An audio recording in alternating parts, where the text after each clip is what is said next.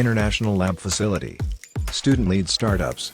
Great academic exposure. KL, deemed to be university. ప్రభుత్వ ఉద్యోగులకు retired ఉద్యోగులకు ఎప్పుడైనా ఒకటో తారీఖు జీతాలు ఇచ్చినావా 15వ తారీఖు దాకా జీతాలు ఇవ్వని పరిస్థితి. ఆ విధంగా 7 లక్షల కోట్లు అప్పు చేసి కమిషన్ల కోసం ఈరోజు రాష్ట్రాన్ని నాశనం చేసి అప్పుల పాలు చేస్తాం.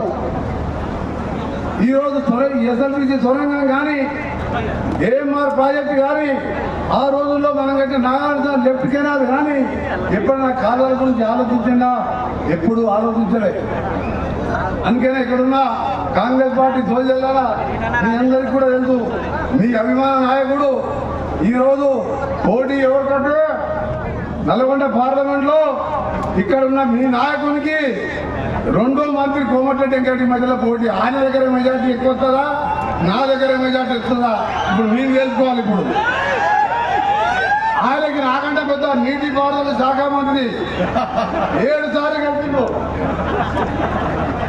ఆ తర్వాత జానారెడ్డి గారి గురించి చెప్తే, ఎందుకంటే ఆయన కొడుకు కాబట్టి ఆయన ఫస్ట్ రావాలి మెజార్టీ. ఇప్పుడు ఇంతమంది కలిస్తే అందుకనే చెప్తున్నా, హుజూర్నారా నల్గొండ అసెంబ్లీనా ఫస్ట్ ఇది తెలుసుకోవాలి. మనం ఎవరు చెప్పండి ఎంత పెట్టు ఉత్తమ్